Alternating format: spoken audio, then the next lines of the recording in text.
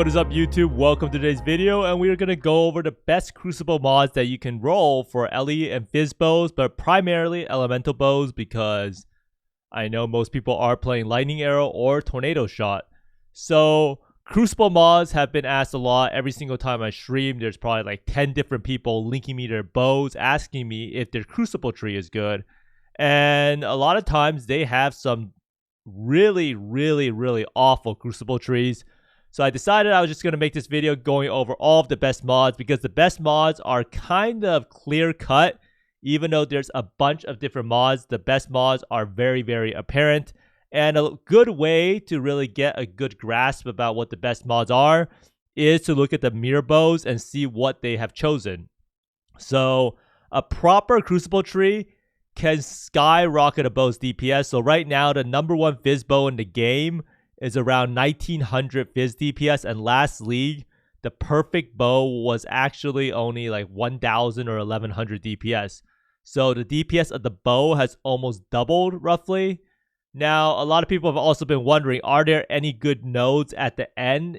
And the 5th depth or whatever it's called is known as the end node. And for that node, it's always going to be some sort of skill-specific thing. And this is where we get a lot of build diversity in Crucible. And that's where the Exploding Totem node is found.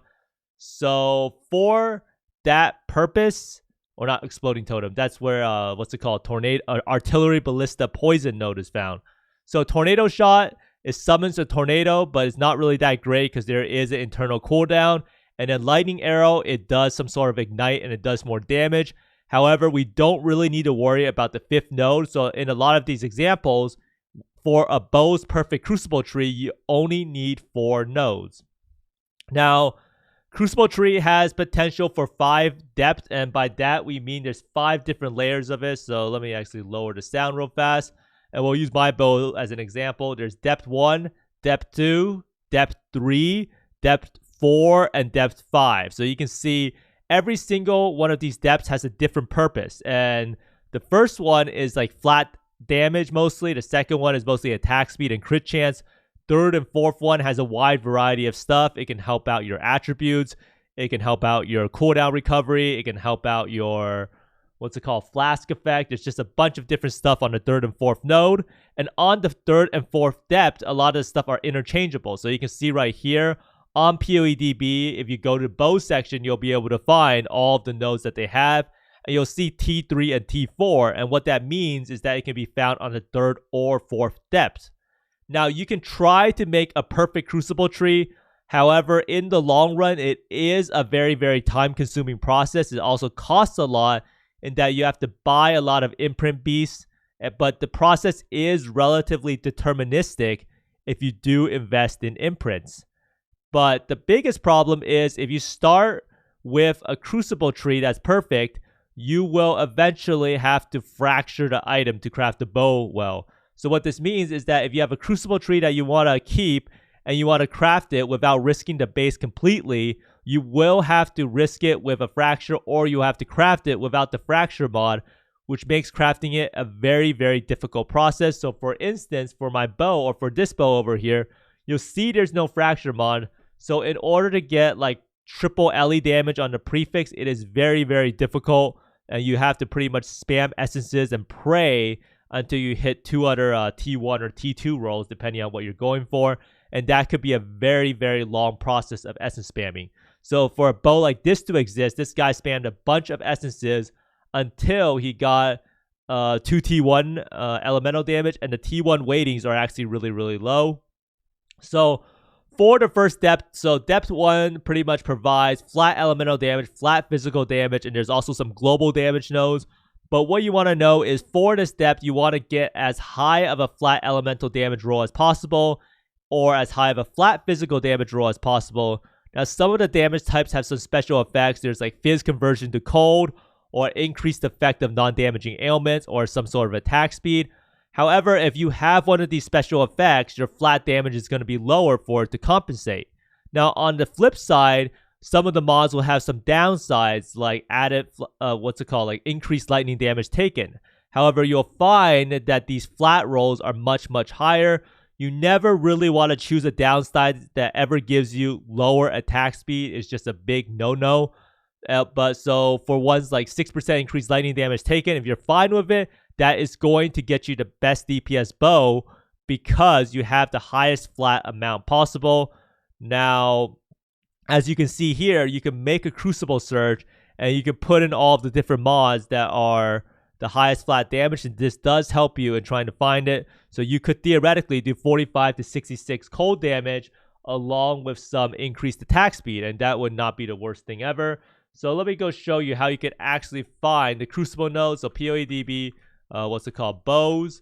So once you go in here, you can go look at right here, and you go to bows and weapons, and here is where you can see, oh no, I clicked on torchlight. That's not what we want to do. So bows and weapons, and you can see right here, these are all of the Crucible mods, and T1 means depth 1. It's kind of confusing. So if you're trying to make a Fizz bow, you want 11 to 26 physical damage if you want the highest possible Fizz DPS. And you can see here, anyone that has conversion is going to be lower. So this is 6 to 15 instead of 11 to 26.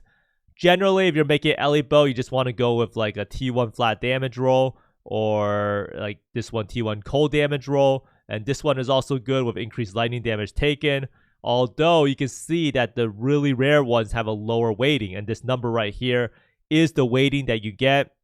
There's also like increased crit chance for flat damage. So you can see the first node really has a lot of different options for mods that you can use.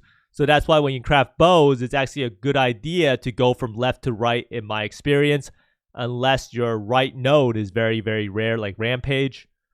Now, Depth 2 is a node that grants you attack speed, or it can give you critical strike chance or accuracy, or it can even give you some passive tree notables. So passive tree notables include stuff like getting elemental equilibrium, point blank, acrobatics, perfect agony, wind dancer. So all of those notables on your tree.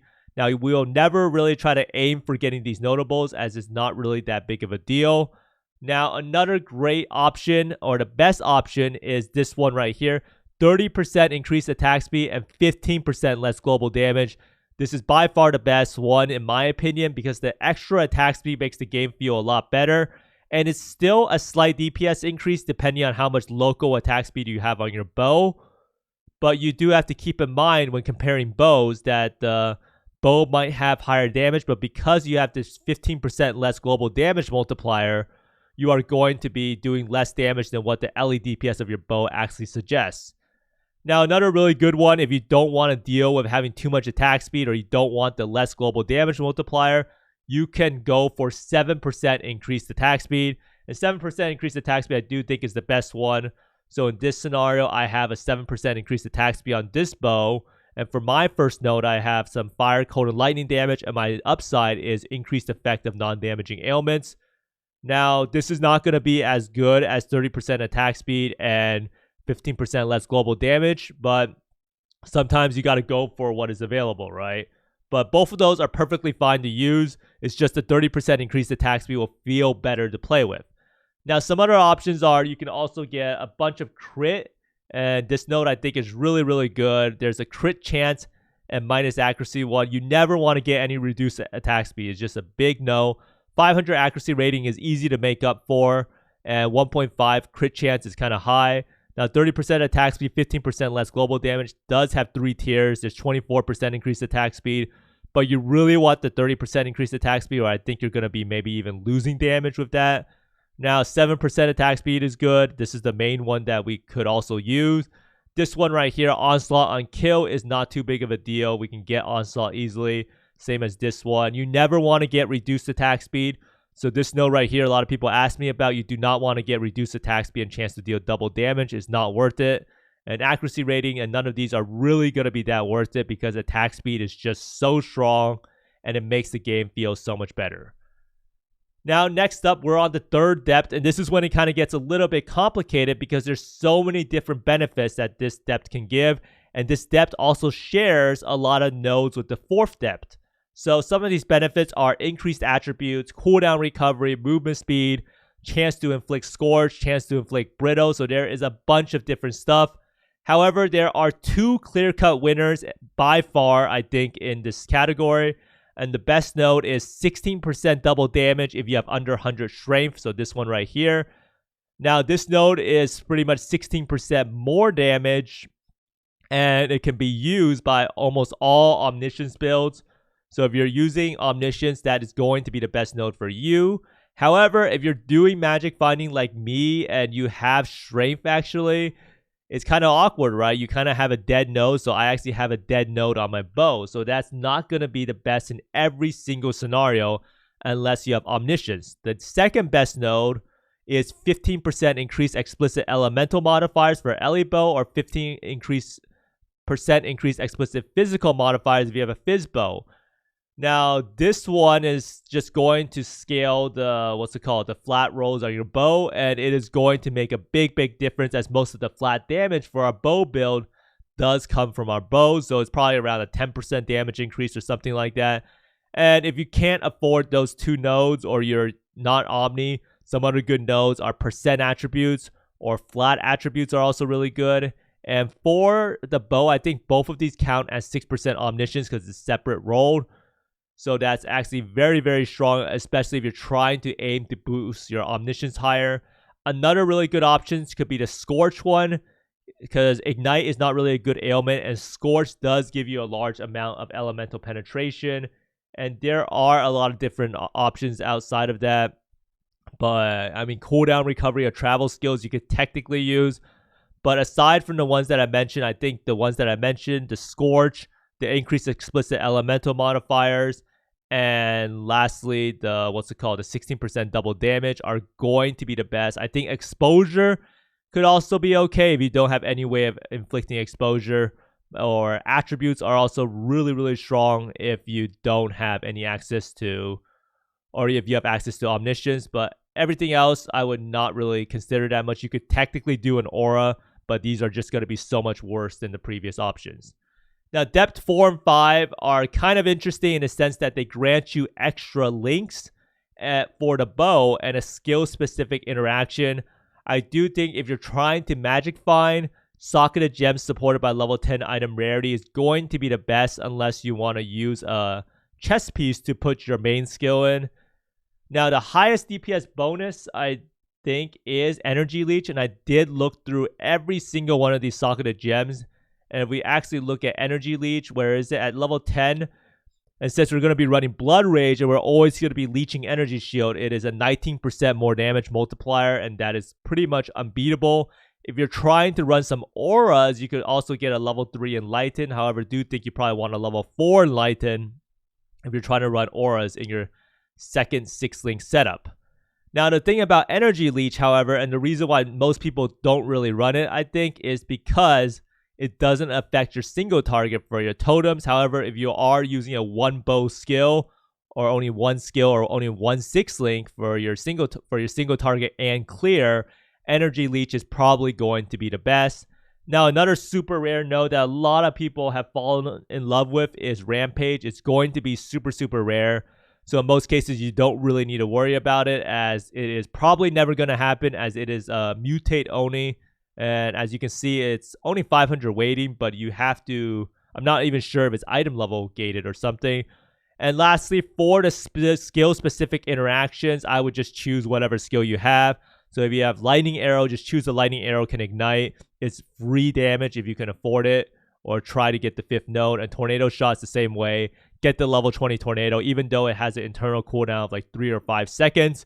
It is still going to be a bit of free damage, and there's no real downside.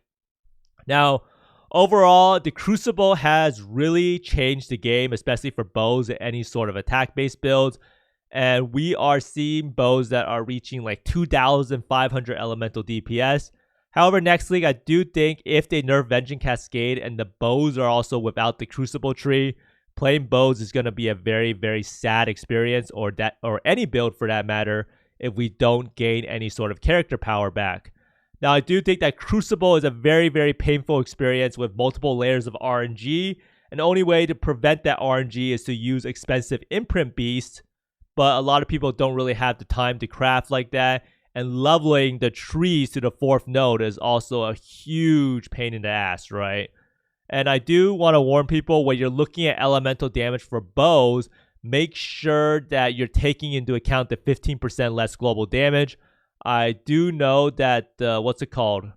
The Path of Exile trade does take into account, so that's why this bow that's at 1879 elemental DPS is actually higher than this bow that has 2200 at the bottom over here, because PoE trade does take into account the, what's it called, that one node on the Crucible.